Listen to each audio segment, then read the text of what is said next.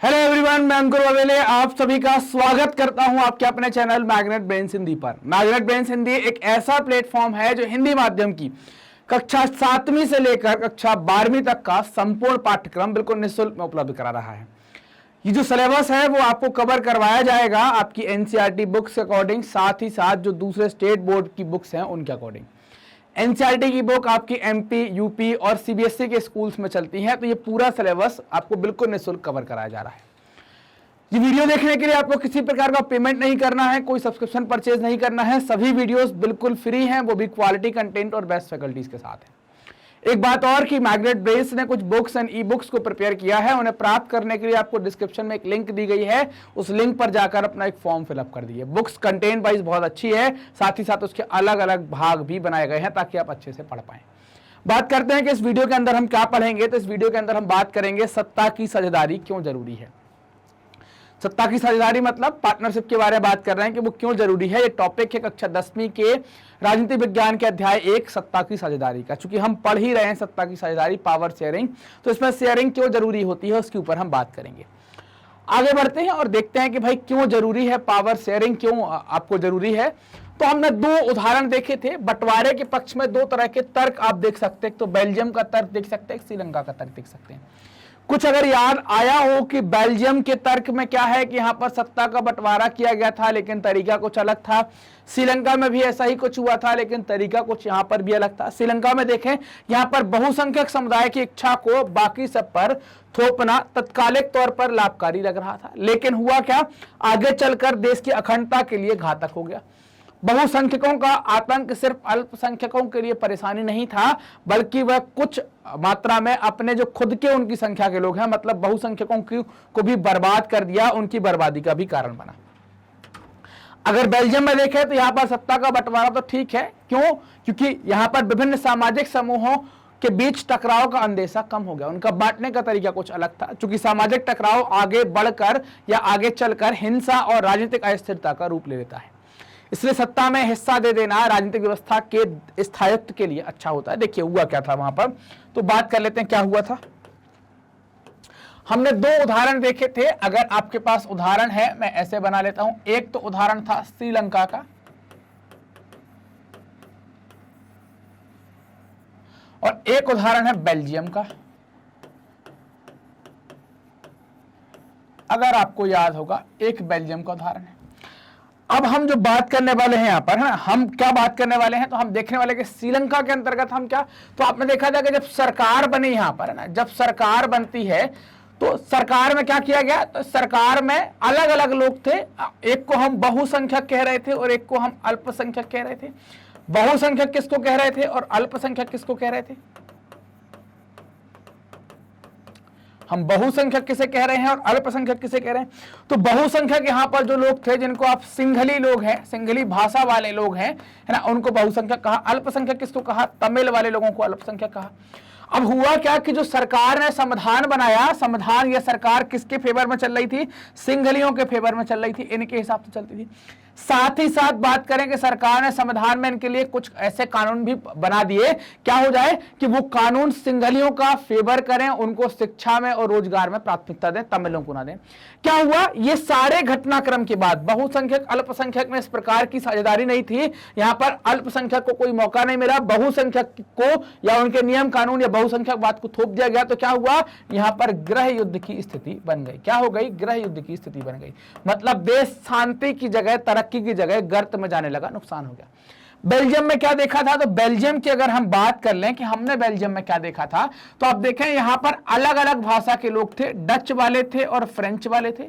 जब सरकार बनाई गई तो बराबर बराबर मान लीजिए कि 50% यहां से लोग आएंगे तो 50% यहां से लोग आएंगे, ये यहां पर तय किया गया। ये क्या हो गया कि इनने हर एक भाषा, हर एक समुदाय के लोगों को राजनीति में हिस्सा दे दिया। तो इससे क्या हुआ, यहां पर जो गृह युद्ध हो सकता था, जैसे श्रीलंका में हो गया, यहां पर इस गृह युद्ध की संभावना क्या हो जाती है, खत्म हो जाती है। तो एक समझदारी भरा निर्णय बेल्जियम के द्वारा लिया गया था।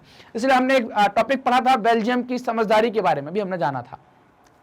ठीक, तो हमने ये देख लिया था क्या है कि राजनीतिक व्यवस्था में स्थायित्व के लिए अच्छा है और हिंसा से दूर रहने के लिए अच्छा है कि अगर आप उनको राजनीतिक हिस्सेदारी दे देते हैं या राजनीति में आप हिस्सेदारी देते हैं तो ये अच्छी बात हो जाती है।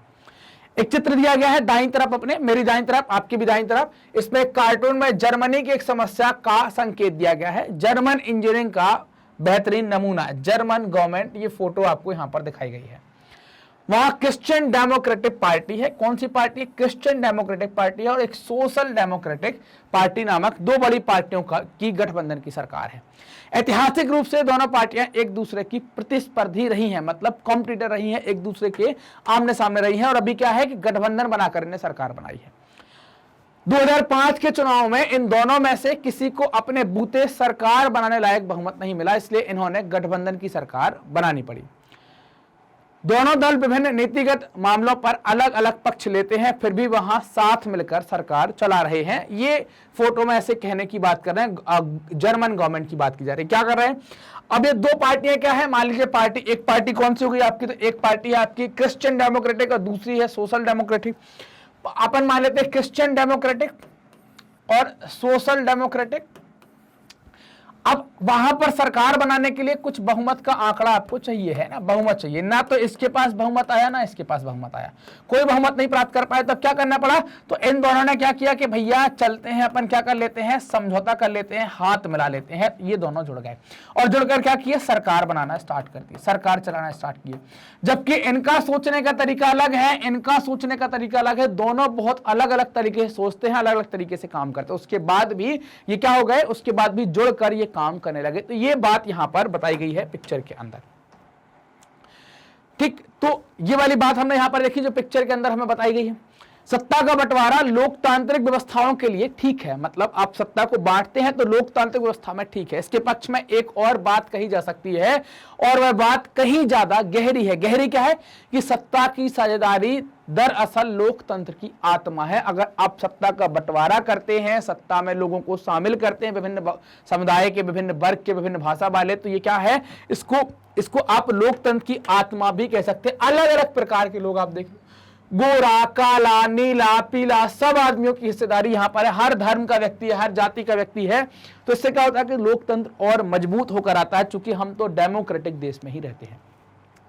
लोकतंत्र क्या है? तो लोकतंत्र का मतलब होता है कि जो लोग इस शासन व्यवस्था के अंतर्गत, उनके बीच सत्ता को बांटा जाए और ये लोग ही इसी ढर्रे से रहें।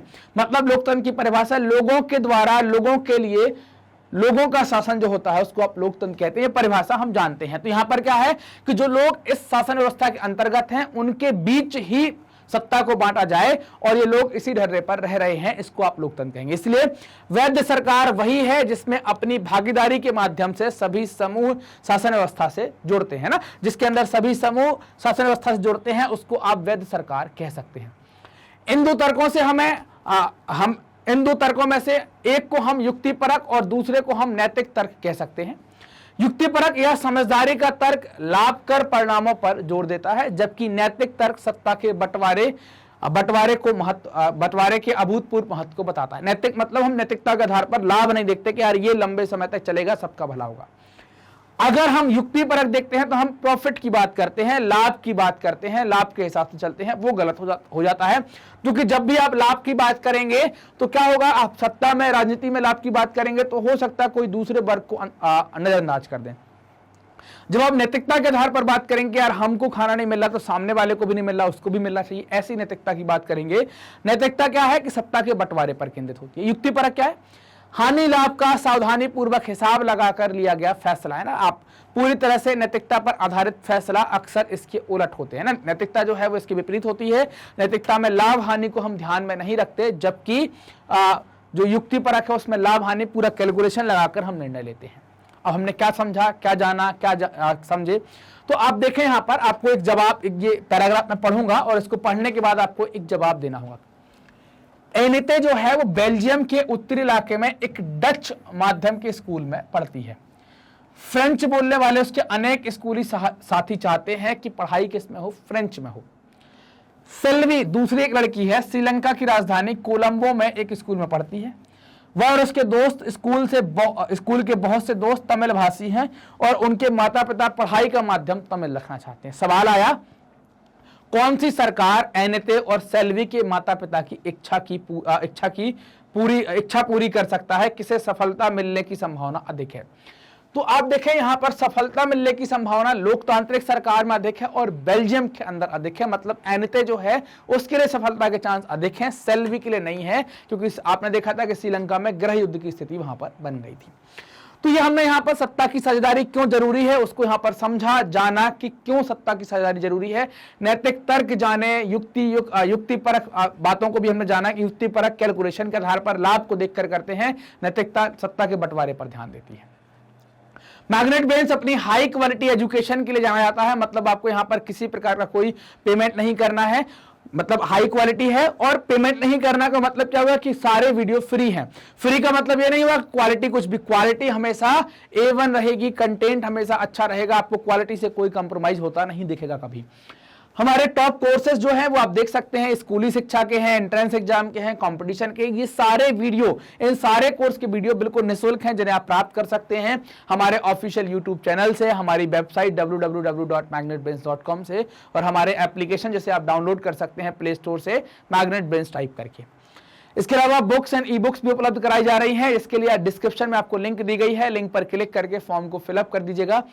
बुक्स कंटेंट वाइज बहुत अच्छी बनाई गई है, साथ ही साथ उनके अलग अलग भाग बनाए गए हैं, जैसे मोस्ट इंपॉर्टेंट क्वेश्चन के अलग है, थ्योरी वाला अलग है, मैप बेस्ड क्वेश्चन अलग है, इस तरीके से इसको बांटा गया है। आप हमसे जुड़ सकते हैं अलग अलग सोशल मीडिया प्लेटफॉर्म से, जैसे यूट्यूब, फेसबुक, इंस्टा, ट्विटर और टेलीग्राम के माध्यम से। ये वीडियो देख रहे हैं मैग्नेट ब्रेन्स के Hindi channel magnet brains Hindi पर, तो चैनल को सब्सक्राइब कीजिए, वीडियो को लाइक कीजिए और दोस्तों के साथ जरूर शेयर कीजिए। कमेंट सेक्शन में अपने डाउट और साथ ही साथ ये भी बता सकते हैं कि आपको वीडियो कैसे लग रहे हैं। धन्यवाद।